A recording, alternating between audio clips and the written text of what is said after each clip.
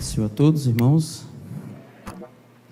Amados irmãos, eu prometo que, além do tempo não ser favorável, procurar ser o mais sucinto possível, agradecendo aqui ao nosso pastor a confiança de nos trazer uma rápida saudação nessa noite como mensagem.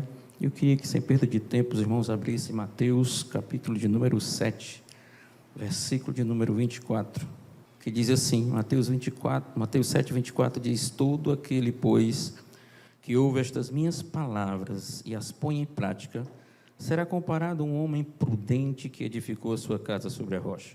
E a chuva caiu, e os rios se encheram, os ventos sopraram e bateram com força contra aquela casa, contudo ela não caiu, porque estava alicerçada na rocha.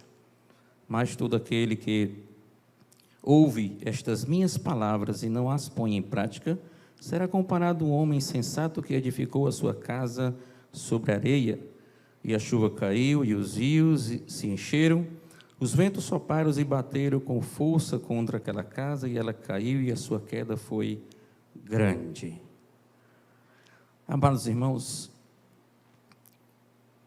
a palavra de Deus nos convida, pelo menos a palavra que Jesus tem dado no capítulo 7, é para nós não sermos apenas espectadores, ouvintes, mas sermos praticantes da palavra. Usar a palavra, amados irmãos, como um verdadeiro instrumento para nós alcançarmos as vitórias prometidas por ela mesma e pelo Senhor, para todo aquele que nele crê.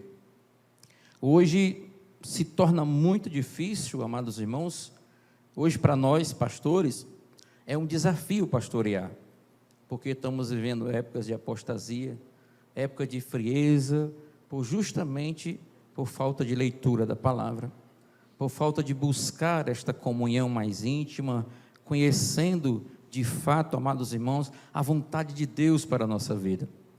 E nessa ausência da palavra, nessa ausência dessa intimidade com Deus, vem a frieza, vem a apostasia, vem a rebeldia, vem várias situações em que dificulta o pastoreio, enquanto o pastor, o líder, o dirigente está orientando pela palavra um grupo, tem outro grupo que, por não ler, está mais preocupado em ouvir uma mensagem pelo WhatsApp, em estar ouvindo outras coisas e até algumas heresias, como eu vi mostrando na semana passada em algumas redes sociais.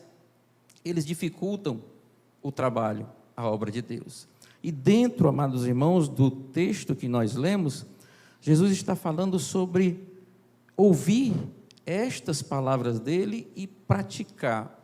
E da forma como está compilada aqui no livro de Mateus, o capítulo 7 traz, amados irmãos, porque Jesus fala isso no final do capítulo 7. Mas no começo, a gente percebe quais são as palavras, essas minhas palavras que ele está dizendo. Lá no versículo 1 de Mateus está dizendo assim: não julgueis, para que não sejais julgado, porque sereis julgado pelo critério com que julgais, e sereis medido pela medida com que medis. E Jesus disse que nós não fomos chamados para julgar. Jesus fala que nós somos juízes, e até seremos, iremos julgar a terra, mas em um outro momento, voltando com Cristo já glorificado, é outra história ali. Mas ele fala que aqui na terra, amados irmãos, nós não fomos chamados para julgar.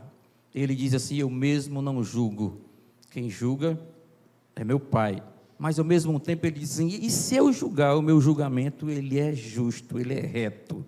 Por quê? Porque nós não somos perfeitos.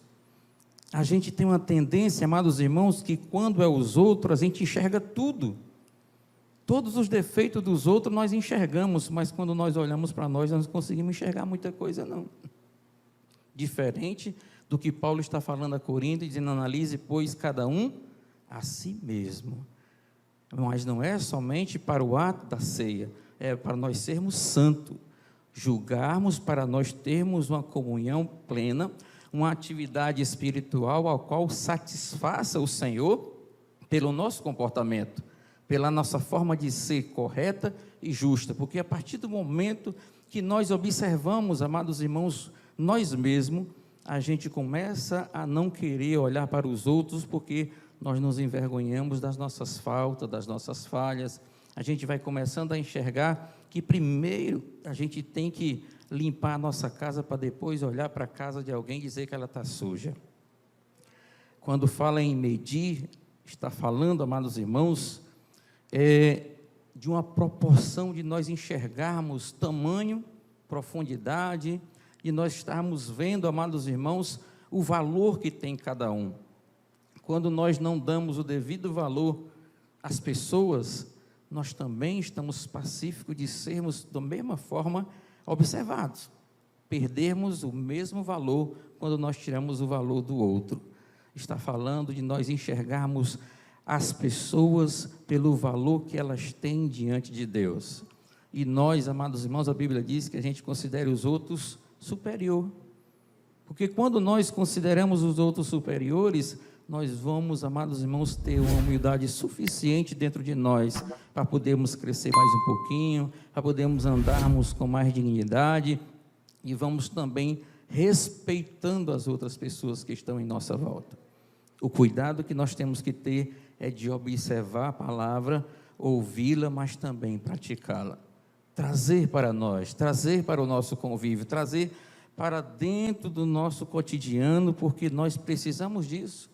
Na sequência, amados irmãos, ele vai falar sobre o que é profano, o que é santo, para você saber o que é diferenciar isso, para você não macular as coisas do Senhor. Partindo do princípio que quem habita em nós é o Espírito Santo, a gente tem que ter muito cuidado para não profanar esse santuário, para nós não tirarmos aquilo que é de Deus e jogarmos, amados irmãos, como se não valesse ou dessemos o devido valor. Também na sequência, vamos para o versículo de número 7, ele fala sobre a oração, o pedir, o saber bater, o saber buscar. Está falando, amados irmãos, de que se eu sei enxergar, se eu sei valorizar, se eu sei reconhecer as outras pessoas, se eu sei o que é reconhecer o que é santo e valorizo o que é santo e permaneço santo na presença do Senhor, com certeza as minhas orações ela vai ter um efeito muito mais poderoso diante do Senhor. Ele vai dizer assim: você pode orar que eu vou atender a sua oração, você pode pedir que eu vou conceder o teu pedido, porque Deus está vendo como a minha caminhada é diante dele. Eu tenho me preocupado em observar a palavra de Deus, eu tenho me preocupado em observar aquilo que é a vontade de Deus, eu tenho me preocupado em saber que aquilo que Deus está querendo de mim, eu estou me esforçando para fazer. Com certeza ele diz assim: se vocês que são ruins pedem, se os filhos de vocês pedem e vocês dão, você imagine o Pai que está no céu. Você imagine olhando para cada um de nós o tamanho da misericórdia dele, o tamanho do amor dele, o tamanho da graça dele sobre a nossa vida, e olhando o nosso esforço, a nossa dedicação, olhando que cada um de nós estamos caminhando para agradar a ele. Pode ter certeza que vai chegar a tua bênção, pode ter certeza que o problema vai ser solucionado, pode ter certeza que o inimigo pode se levantar com a fúria que ele se levantar, mas o Senhor vai te dar vitória. Louvado seja o nome do Senhor. Também fala, amados irmãos, no versículo 13, de duas portas, uma estreita e uma larga. Ele está falando, amados irmãos, de preço, de uma caminhada mais fechada. Não é uma caminhada de quem quer fazer o que quer, mas quem está preocupado com o que Deus quer na sua vida. Eu acredito que isso fala muito também para obreiros, que hoje, amados irmãos, muitos querem o título, muitos querem a credencial, mas pouco querem se santificar e pagar um preço para mostrar que tem um chamado de Deus. Muitos querem estar em evidência, mas são poucos os que dobram seus joelhos para consagrar a sua vida e dizer: Senhor, me transforma em um homem de Deus, transforma a minha família numa família de Deus, faz com que eu seja um homem usado por Ti na Tua obra, para que eu seja justo, para que eu seja digno, para que eu seja correto na minha forma de ser, porque se eu for um obreiro e dirigir uma obra, eu quero que Tu me use para edificar a Tua casa, o Teu povo, os Teus servos. Isso é a necessidade que nós temos dentro de nós, amados irmãos. A porta estreita está falando que no mundo tem muitas tentações, Tem muitas coisas que são boas, que são maravilhosas, que são tentadoras, mas a Bíblia fala para nós não amarmos isso e nem desejar o que está lá, mas nós focarmos, amados irmãos, em nos preservar de uma forma que nós não vamos ser aqueles santarrões, aquele exageradamente santo, mas também nós não vamos ser pessoas que não têm assim um caráter bíblico, um caráter digno de alguém dizer assim, ali vai o homem de Deus. Nós temos que ter esse cuidado, amados irmãos, de caminhar de uma forma que nós estamos exatamente dentro do caminho que Deus propôs para nós caminharmos. Dentro desse caminho, exige, amados irmãos, muita renúncia, exige de nós muita coisa que a gente tem que deixar de lado, né? E existe coisas que elas são às vezes até pesadas. A Bíblia fala que se o teu olho te faz pecar, se a tua mão te faz pecar, se o teu pé te faz pecar, arranca, porque é melhor entrar caolho, é melhor entrar maneta ou manco do que ir o corpo todo para o inferno. A Bíblia fala de uma caminhada aonde Deus ele vai estar caminhando com você, aonde você for, da forma como você fala, da forma como você age, tudo aquilo que você assiste, tudo aquilo que está diante de você e que você é livre para fazer o que você quiser, você escolhe fazer o que é a vontade de Deus e caminhar da forma que agrada ao Senhor. Na sequência, amados irmãos, ele fala dos falsos profetas, disfarçados de ovelhas, mas são lobos devoradores. Aqui está falando, amados irmãos, para você ter cuidado para receber a palavra da verdade e não a palavra da ilusão. Hoje tem pregação para agradar todo mundo. Tem palavra, amados irmãos, para inflar o ego de muita gente. Tem os profissionais do púlpito, tem pessoas que eles se profissionalizam em pregar, mas poucos são aqueles que se santificam para pregar a verdade, para transformar vidas.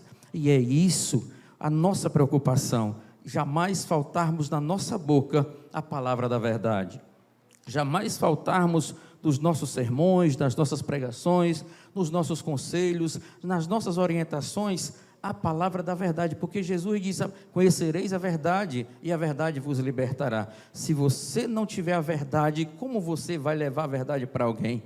Como alguém vai ser liberto se você não estiver falando a verdade para essa pessoa? E hoje, amados irmãos, a gente tem visto muito isso, muitas pessoas que a pregação é focada não no Senhor, mas na pessoa. Tem muitas pessoas que procuram culto para gostar do culto, quando na realidade, amados irmãos, quem tem que gostar do culto é aquele que é cultuado, é o Senhor, ele que tem que gostar, eu que tenho que trazer um culto de valor para ele, eu é que tenho que ser a oferta que agrada a ele. Quando eu chego no culto, o Senhor tem que olhar para mim e se agradar como eu cheguei, como eu estou louvando, como eu estou orando, e como meu coração chegou na presença dele e se agradou, o Senhor se agradou da nossa presença.